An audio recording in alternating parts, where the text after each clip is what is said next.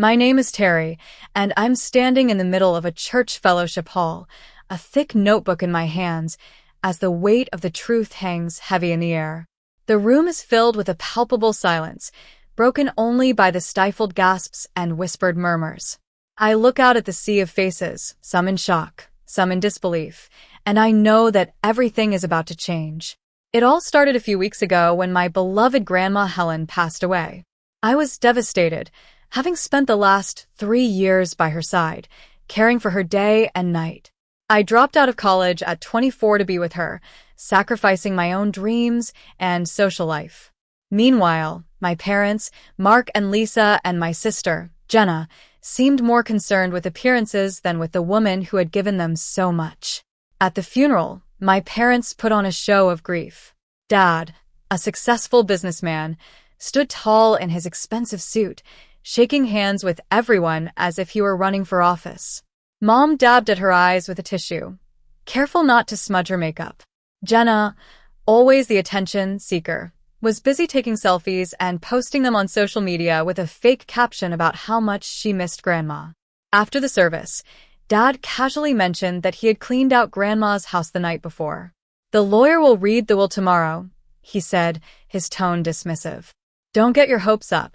The next day, we gathered at the lawyer's office. The room was small and stuffy, with old-fashioned furniture that creaked when we sat down. The lawyer, Mr. Harris, opened a folder and began to read. To Mark and Lisa, all savings accounts totaling $450,000, the rental property on Elm Street assessed at $300,000, and the retirement funds amounting to $400,000. My heart sank as I listened. To my granddaughter Terry, I leave the residential property at 12 Pine Street. Current assessed value $30,000 as is. I couldn't believe my ears. The house was in terrible condition, with a leaking roof, mold in the bedrooms, and plumbing that hadn't worked in years. Dad scoffed. "She said that to everyone. This is the way it is, Terry."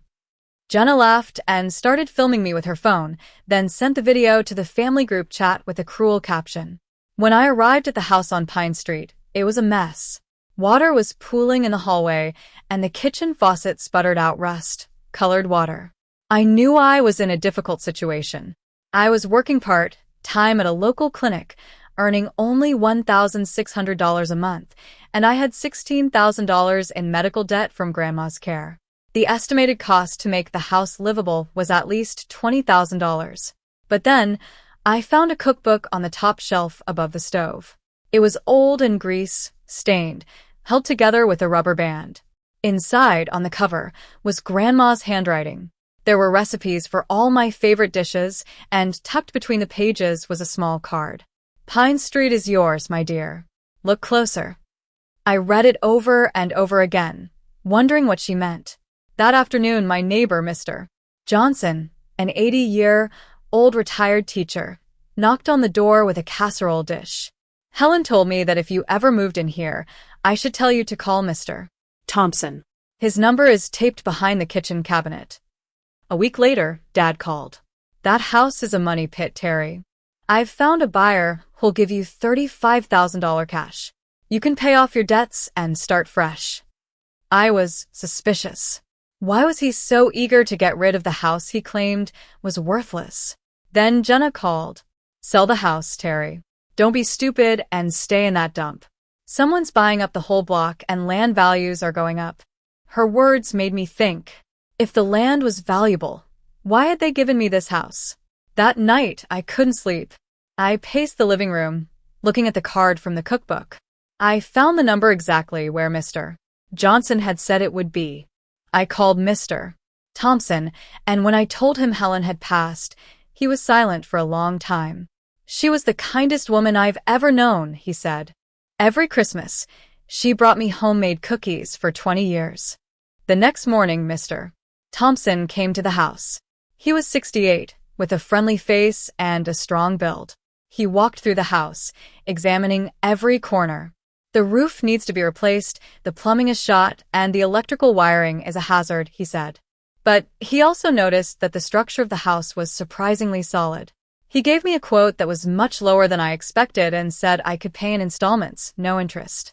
"Your grandmother already paid me with her kindness," he said. While measuring the bedroom walls, Mr. Thompson tapped on the far wall and stopped. "This wall sounds different," he said.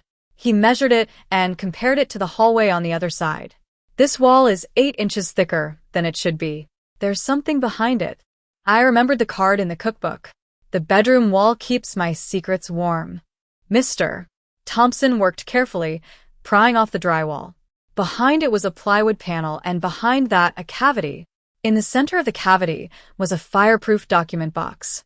My hands were shaking as I opened the box. Inside was a document, a real will that left everything, the savings, the rental property, and the retirement funds, to me. There was also a notebook filled with Grandma's handwriting, detailing how my parents had coerced her into signing false documents and had been stealing from her accounts for years. I was in shock. Mr. Thompson immediately called the police. 2 officers arrived quickly and started taking photos of the evidence. They also called Adult Protective Services. An APS investigator, MS Brown, came to the house and spent hours looking through the notebook and cross-referencing it with bank statements. I knew I needed a lawyer, so I contacted legal aid. Attorney Sarah Miller took my case. She was tough and experienced. After reading the notebook and the real will, she said, "The will your parents presented was forged. This one is valid, and we're going to fight for your rights." In the meantime, my parents were getting desperate. They hosted a memorial brunch for Grandma at the church, inviting the whole town. Mom called me, telling me to wear something nice and not to say anything strange. Dad threatened me, saying that if I caused trouble, he would make sure I lost my job at the clinic. But I couldn't stay silent. I decided to speak at the brunch. I arrived wearing a simple black dress, with Grandma's ring on my finger and the notebook in my bag. As I walked to the front of the room, all eyes were on me. Dad's face turned red with anger, and Mom's hands trembled. I started by thanking everyone for coming. Then I said, "Grandma Helen was a remarkable woman, and there's something most of you don't know.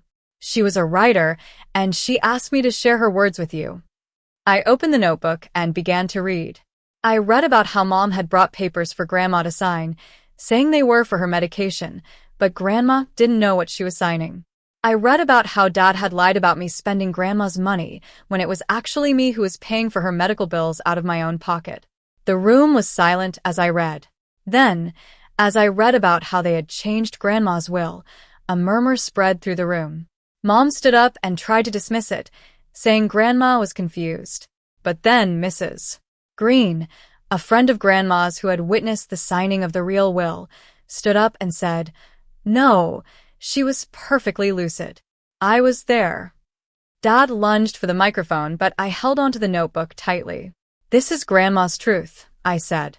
"She wanted you all to know what was really going on." Outside the church, the police were waiting. They had been investigating the case, based on the evidence we had found. Dad, Mom, and Jenna were shocked when they saw the police. The detective explained that they were being investigated for elder financial abuse and forgery. Jenna, seeing the writing on the wall, quickly confessed. "It was Dad's idea," she said.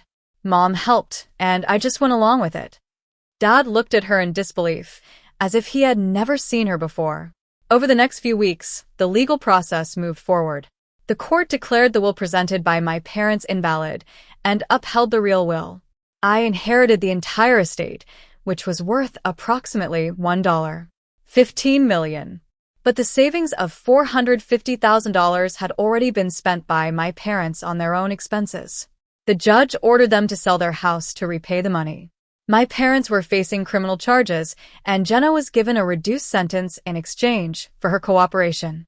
Meanwhile, I was rebuilding my life. Mr. Thompson finished renovating the house on Pine Street, and it was now a beautiful home.